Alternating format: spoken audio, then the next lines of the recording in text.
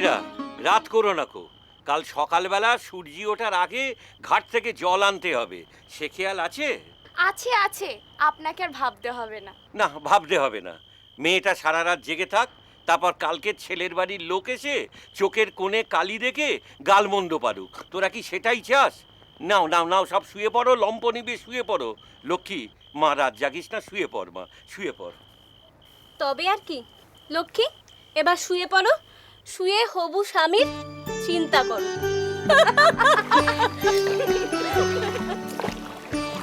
আচ্ছা, তোদের কে বললো যে আমি তার কথা ভাবছিলাম? সে আবার আমাদের বলবে ভাই, মুখ দেখে কি আমরা কিছু বুঝি না? হ্যাঁ সত্যি, এই পথ যেন আর শেষই হয় না। এই কোন পথের কথা বলছিস রে? ও তোরা এটা চুপ করবি? এই থাম, চুপ। তারপর তারপরে কিছু না, তোরা শুয়ে পড় দয়া করে। আমরা না হয় শুয়ে পড়লু, তুই আমি আমি তুমি সারা রাত ধরে শুধু তার কথা ভেবে যাবে, তাই তো? হ্যাঁ হয়তো। ও,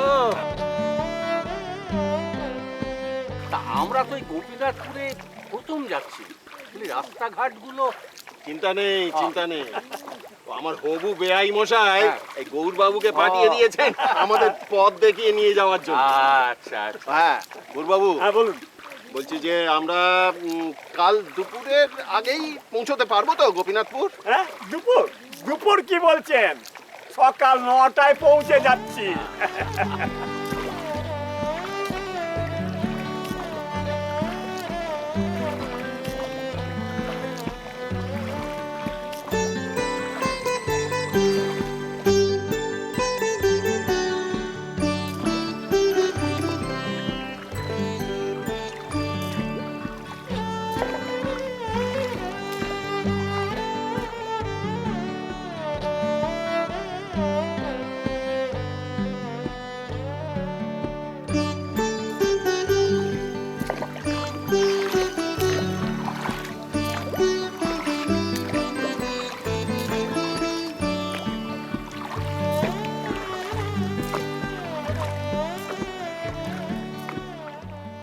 ওঠ নিশিত, নিশিত ওঠ। নিশিত, আমাদের আমাদের সর্বনাশ হয়ে গেছে। কি হয়েছে? আরে কি করেছো কি মাঝি? হ্যাঁ, এই যে ঝাপুরে স্টিমার ঘাটে এনে ফেলেছো। হ্যাঁ, আরে ঝাপুরের স্টিমার ঘাট তো গোপীনাথপুরের উল্টো দিকে। তা আমরা কি করবো বাবু? সেই লোক ওই যে গৌরহরি সারা রাত যেদিকে নৌকো বাইতে বলেছে, আমরাও ঠিক সেই মতো খাল বরাবর বেয়ে গেছি। আহ, কি হবে এখন দেখে? হ্যাঁ, আরে লগ্নের মধ্যে সেখানে গিয়ে তো পৌঁছতে হবে। না না, আমার মান যায় ক্ষতি নেই, কিন্তু মেয়ের বাপের তো সর্বনাশ হয়ে যাবে। কই কই কই সে বেটা গৌরহরি কোথায়? তারে এখন কোথায় পাবেন বাবু? সে কি আর এখন এখানে আসে?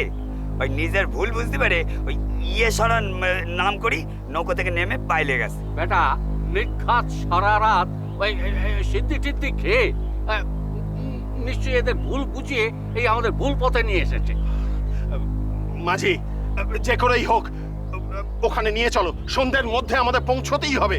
না না, যত টাকা বকশিস চাও তোমরা আমি দেবো দেবো, তার জন্য চিন্তা নেই। নিয়ে চলো নিয়ে চলো।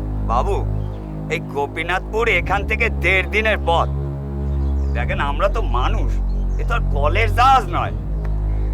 এক সন্ধ্যের মধ্যে আপনাদের পৌঁছে দেবো। তারপর দেখতেছি, চেষ্টা করি।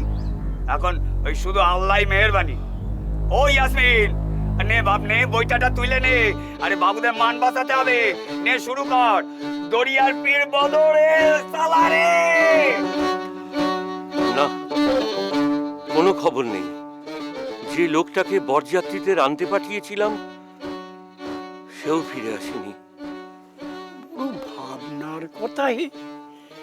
এই কাল বৈশাখী সময় হলে না হয় বুঝতুম। এখন উপায় কি বাচস্পতি মশাই?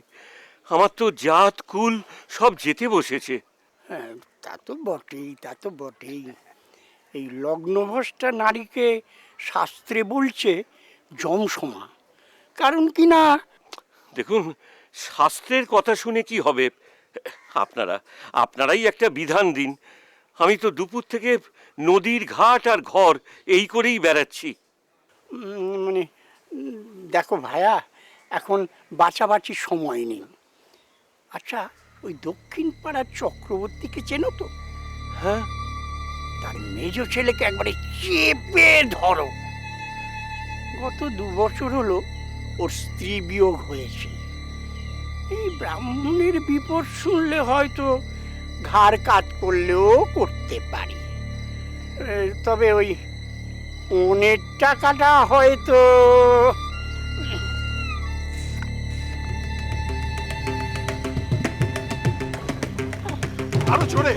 আরো জোরে মাঝি ভাই, আরো জোরে নিয়ে চল সন্ধ্যের আগে আমি হাত ভরে বকশিস দেবো তোমাদের, কোনো চিন্তা নেই। চলো চলো বাবা, যে করে হোক সন্ধ্যের মধ্যে পৌঁছো। আমাদের যা সাধ্য তাই করতেছি বাবু, বাকিটা আল্লাহর হাত। এই দেখতেছেন তো ছেলেগুলো তখন থেকে ডাক টেনে যাচ্ছে, পেটে দানা পানি পর্যন্ত পড়েনি। ওরে ওই ইয়াসমিন, টান টান দড়ি টান, আরে বাবুদের পৌঁছাই দিতে হবে না। টান। নিয়ে চলো, তোমাদের সব খাটনি আমি পুষিয়ে দেবো। বললাম তো হাত ভরে তোমাদের বকশিস দেবো। শুধু লগ্নের মধ্যে, ওই সন্ধ্যের মধ্যে আমাকে পৌঁছে দাও, দোহাই তোমাদের। নিয়ে চলো বাবা, নিয়ে চলো। চেষ্টা করতেছি বাবু, চেষ্টা করতেছি। ওরে ইয়াসমিন টান।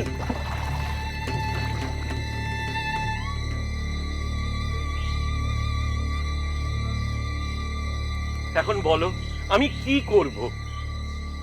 সত্যি ভীষণ চিন্তার কথা মামা। যাদের সকাল 8টা-9টার মধ্যে আসার কথা ছিল, তারা যে এখনো কেন? সন্ধ্যা লগ্নে বিয়ে, এরপর যদি না এসে পৌঁছয় অবনি আমার সর্বনাশ হয়ে যাবে। আজ আর কোনো লগ্ন নেই। আমি বলছিলাম কি মামা, আর ঘন্টাখানেক অপেক্ষা করে না হয়? তারপর যদি না আসে তাহলে লগ্ন থাকতে থাকতে আমি কোথায় পাত্র পাবো?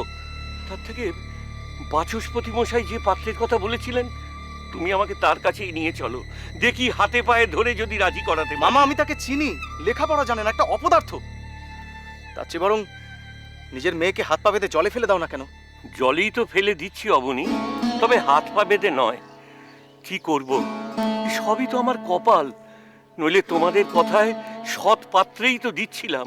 কি হলো বলো? আমার মনে হয় পথে কোনো অঘটন। তাছাড়া তুমি যে লোকটাকে পথ দেখানোর জন্য পাঠিয়েছিলে, সেও তো ফিরে আসেনি। আরো কিছুক্ষণ অপেক্ষা করে না হয়? না না, লগ্নভ্রষ্ট হওয়ার চেয়ে তার থেকে তুমি বরং আমাকে ওই পাত্রের কাছে নিয়ে চলো, দেখি তাকে অনুরোধ করে যদি রাজি করাতে পারি। তারপর আমার রাজুমার কপালে যা আছে তাই হবে। থামিস নে, টাইনে যা।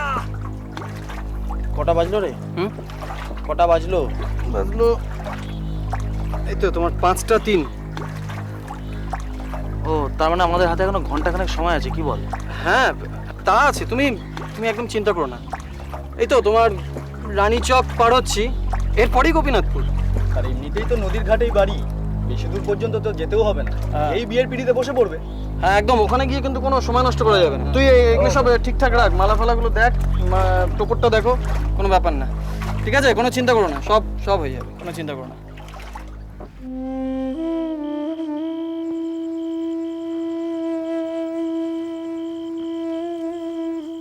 নাও, চন্দনটা পরে নাও। ওসব চন্দন নিয়ে যাও, ওসব পরে আমার সংসার ভালো লাগছে না। তা বললে কি হয়? কি আর করবে বলো, বিয়ে যখন করতেই হবে। বিয়ে? বিয়ে না বলিদান? ও কথা কেন বলছো? বলিদান ভাবছো কেন? দেখবে একেও তোমার মনে ধরে যাবে।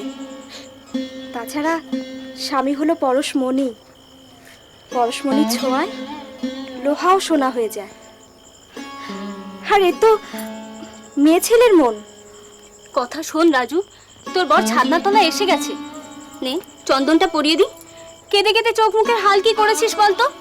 নে অন্তত 2টো টিপ পরিয়ে দি। না হলে কিন্তু তোমার বাবা খুব কষ্ট পাবেন।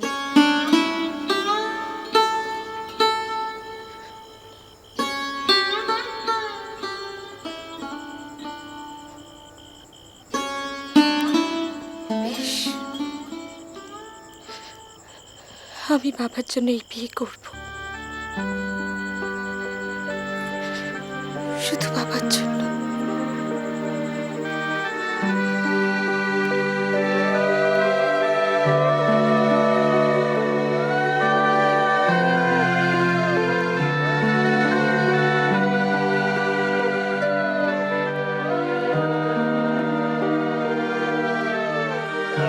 এসে আসুন। যাক যাক, সময়ে এসে পৌঁছানো গেল।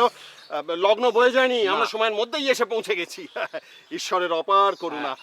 ওরে ওরে শোন, আমি তোদের একেবারে মন খুশি করে বকশিস করে দেবো। আগে আমরা সম্প্রদানের কাজটা সেরে আসি, কেমন বাবা? যা। আল্লাহ মেহেরবানি বাবু, যান যান, আপনি ওই বিয়ে শাদীর ব্যাপারটা চুকে আসুন, আমরা একটু জল পানির ব্যবস্থা করি। হ্যাঁ যা যা যা যা। চলুন, বিয়ে বাড়ি তো বেশি দূরে নয়, এই কাছেই।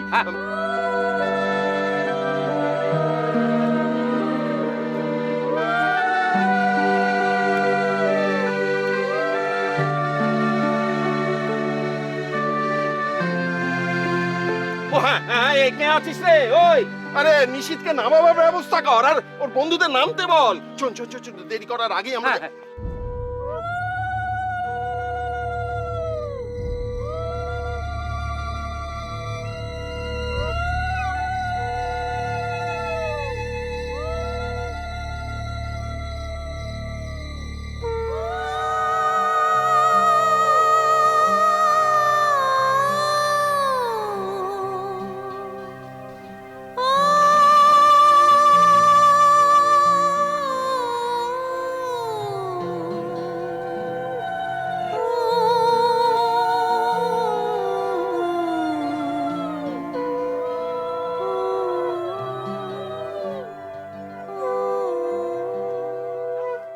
নদীর ঘাটে যে জামাই আসার কথা ছিল এসে গেছে। আমি অনেক করে বোঝাবার চেষ্টা করেছিলাম কাকাবাবু, কিন্তু সন্ধ্যের পর উনি আর কিছুতেই অপেক্ষা করতে রাজি হলেন না। আরো ঘন্টাখানেক অপেক্ষা করলে হয়তো। থাক অবনি, অজুহাতের প্রয়োজন নেই। ঠিক করেছেন, ঠিকই করেছেন উনি। আমি হলো তো একই কাজ করতাম। যাদের সকালবেলা এসে পৌঁছানোর কথা, তারা যদি এখন। ছি ছি ছি ছি। অবনি, অবনি, তুমি একটা কাজ করো, এই গ্রামেই কোনো পাত্রী দেখো। আমি আজই আমার ছেলের বিয়ে দিয়ে তবে ফিরবো। অরক্ষণিয়া, কুলীন, অর্ধকুলীন যেমন হোক, আমি এই লগ্নেই ছেলের বিয়ে দেবো। পাত্রী একটা আছে কাকাবাবু। আছে? আছে, তবে সে সামান্য টেরা। টেরা? হ্যাঁ, মানে টেরা বলেই তার এতদিন ধরে বিয়ে হচ্ছিল না। হোক, তা হোক, তাতে কোনো ক্ষতি নেই। তুমি তুমি আজই ব্যবস্থা করো, আমি এই লগ্নে তাকে শাঁখা সিঁদুর দিয়ে আমার পুত্রবধূ করে গ্রামে ফিরবো। যা, চলো বাবা, আর দেরি না, চল। না,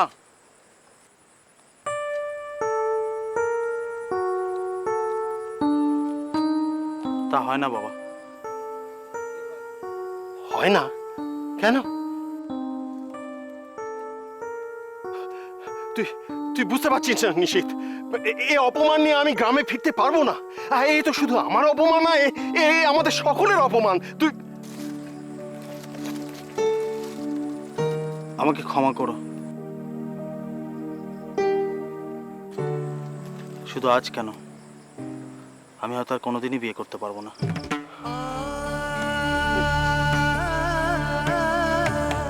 কি কি বলছিস তুই? চলো বাবা, আমার আর ভালো লাগছে না। নিশীথ,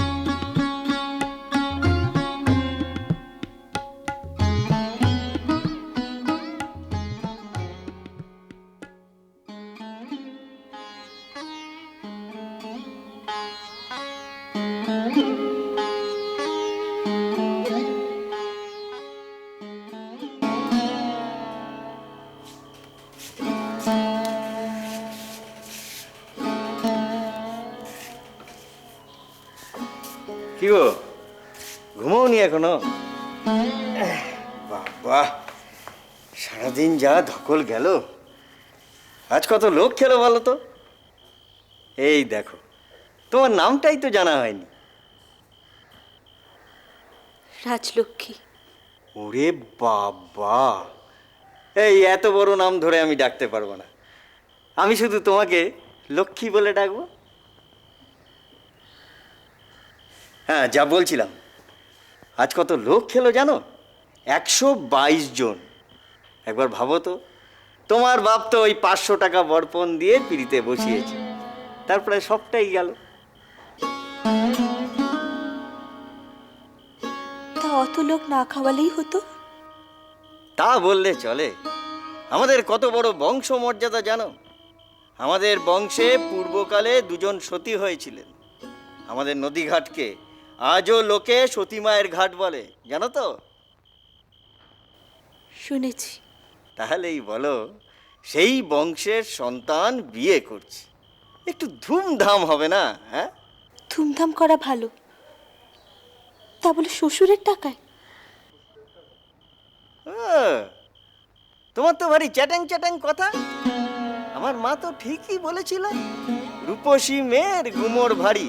না না, শুয়ে পড়ো, শুধু শুধু তেল পুড়িয়ে কি হবে, শুয়ে পড়ো।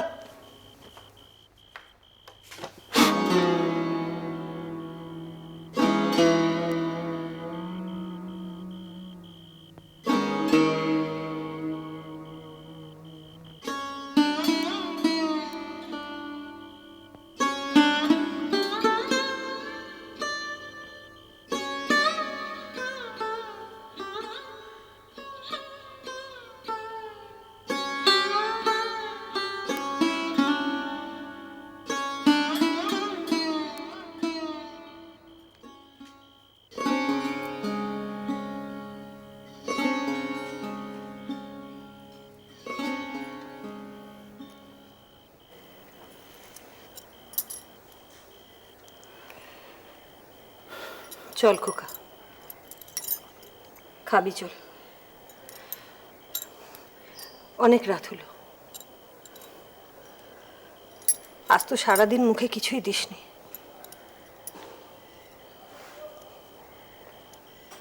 কি করবি বল, ভাগ্যের ওপর তো কারো হাত নেই। দেখবি, আমি তোর আবার একটা ভালো মেয়ে দেখে বিয়ে দিয়ে দেবো।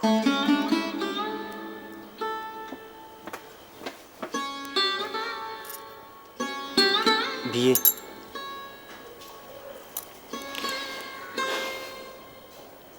আমাকে বিয়ে কথা বলো না মা,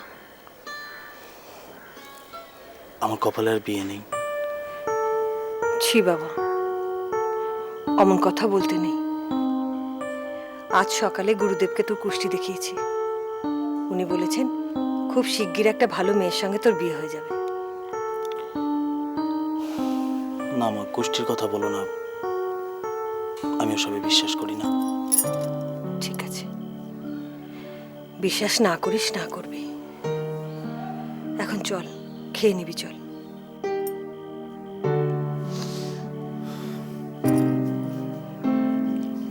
আমাকে খেতে বলো না মা,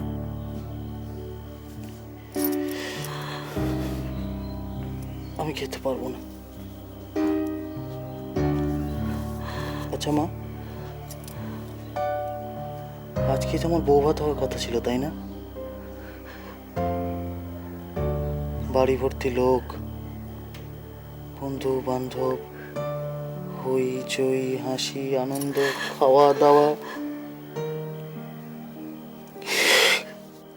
তা না, দেখো পুরো বাড়িতে শ্মশান হয়ে গেছে। আচ্ছা মা, আমি কি দোষ করেছি বলো তো, যার জন্য আমাকে এত বড় শাস্তি দিল? বলো না মা, তুমি আমাকে আর বিয়ের কথা বলবেন? তুই কখনো আমাকে আর বিয়ের কথা বলবেন? কখনো বলবে না তুই?